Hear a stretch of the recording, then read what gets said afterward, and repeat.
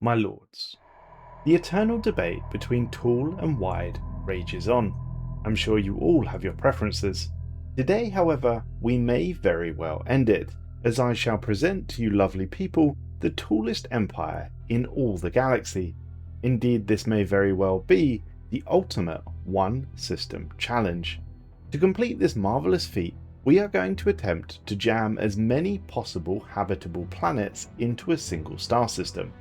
And I'll tell you now, we are easily going to reach double figures. Let us begin.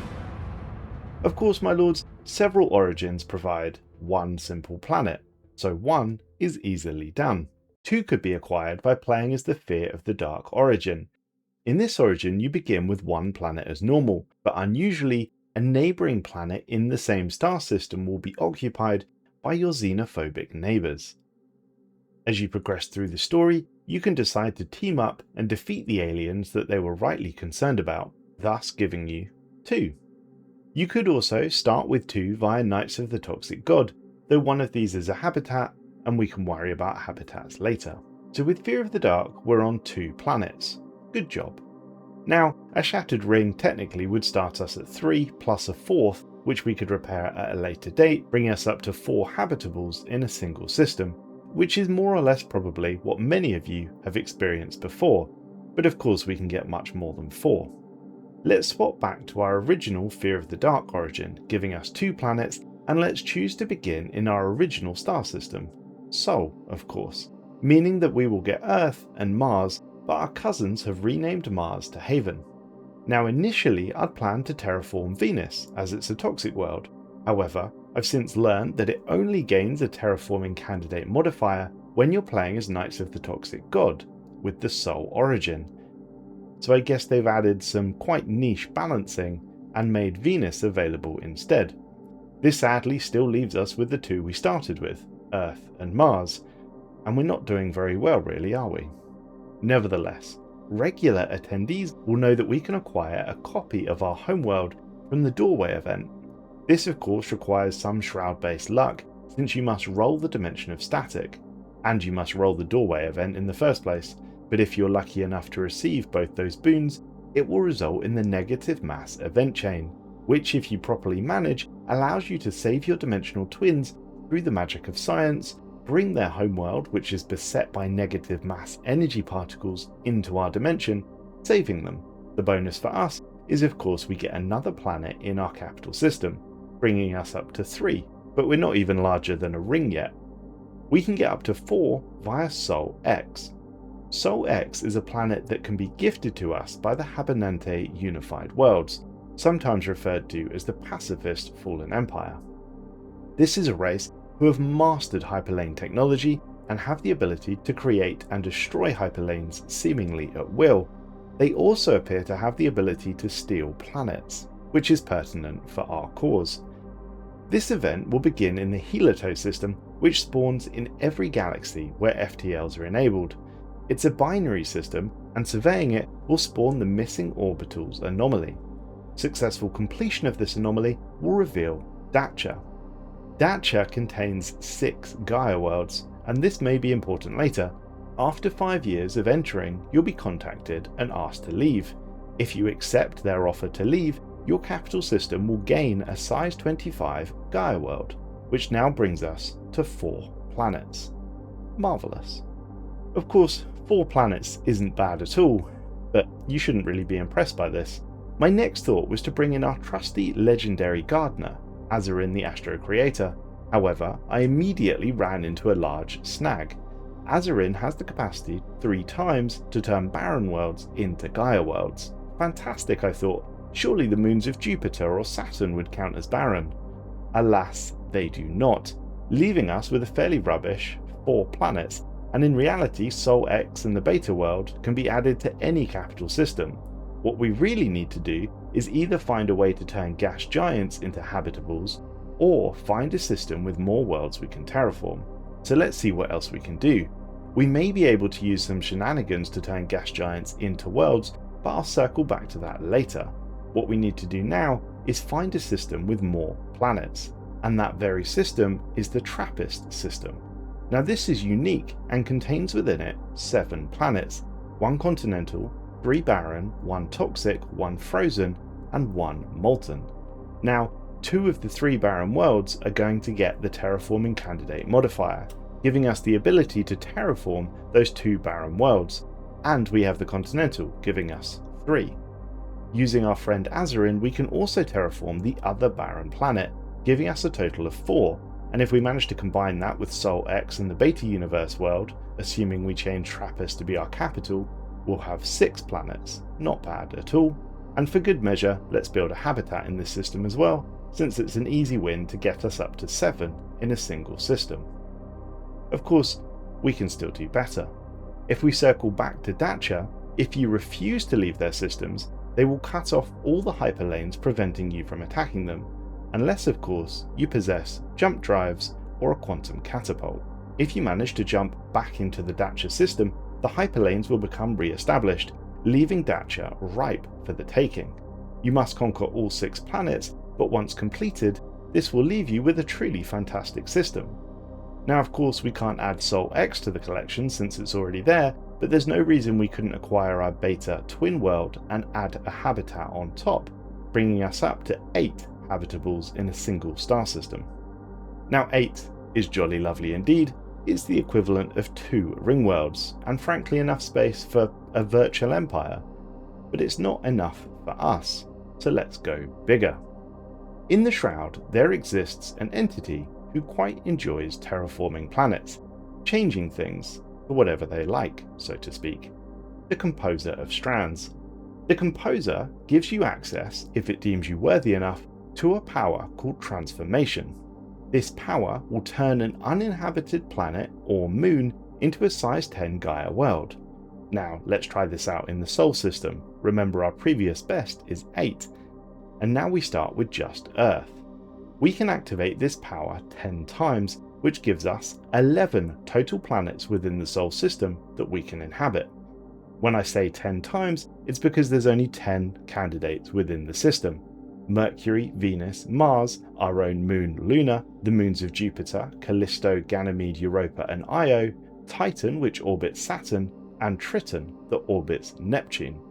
If we were to add the Beta Universe world and Sol X from the Habitante, that puts us on a wonderfully insane 13 planets. We've reached double figures. But of course, there's more to come. Now it's reasonably feasible, particularly for a chosen empire, to have access to this Covenant power quite quickly. You only need 800 attunement, and remember if you're a chosen empire you start at 300. You can use this power once every 10 years, so let's assume you've used it approximately 10 times by 2310. Assuming we've completed the Beta world and Sol X, we're at 13 planets. Post mid-game, as you start to delve into the Shroud, you begin to have the opportunity to meet a greater patron. There is a 95% chance that you'll meet Whispers, and there's a 5% chance that you'll meet the end of the cycle.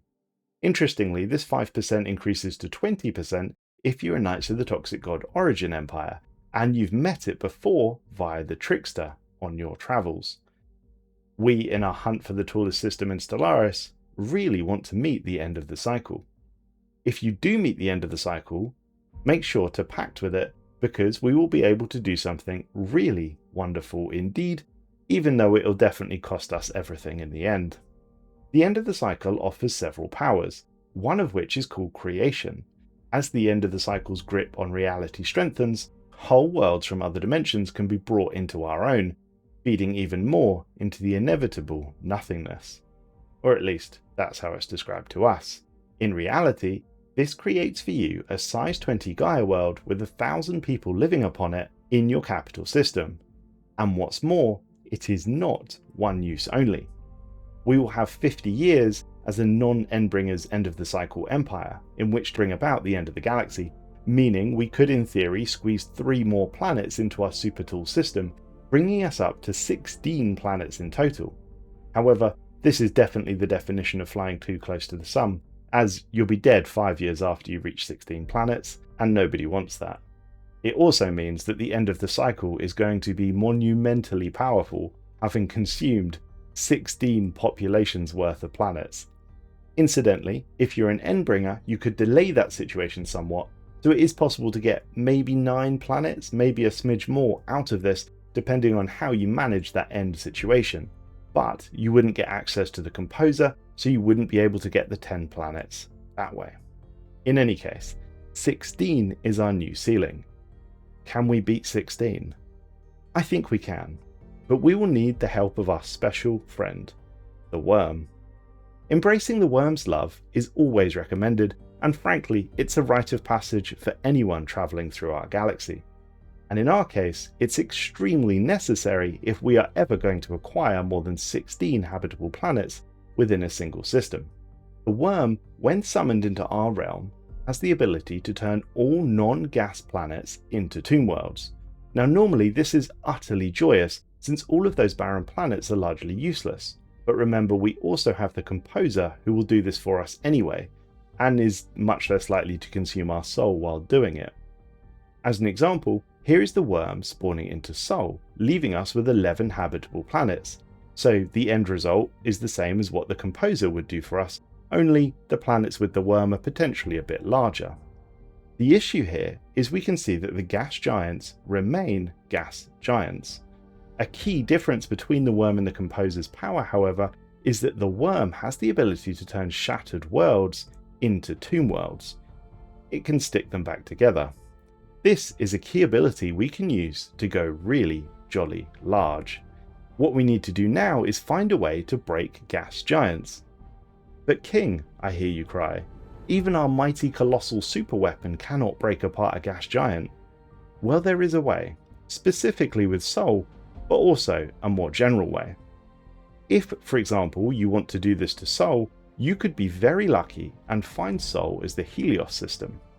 This is a hyper rare spawn. It looks just like Sol, except Earth is a tomb world and in the position of where the star should be. The star has been moved to Earth's position. The star system is a mess, but that's not really important. What is important is that by messing up the gravity devices holding this system together, we can blow it up. If you do this, you'll also destroy every single gas giant in the system, as well as every planet. Now, you could make your life far easier and just use a Star Eater to do this, as this will also crack gas giants. So the choice is yours. If you're unlucky, you can always just use a Star Eater.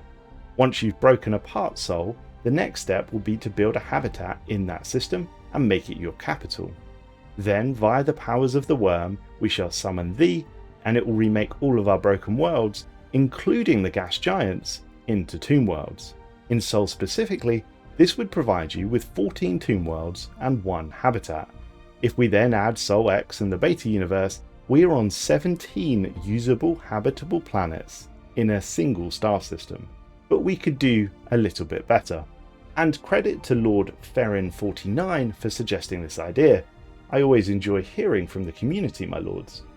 The Hive Fallen Empire is an odd creature indeed. More so than the rest, Control.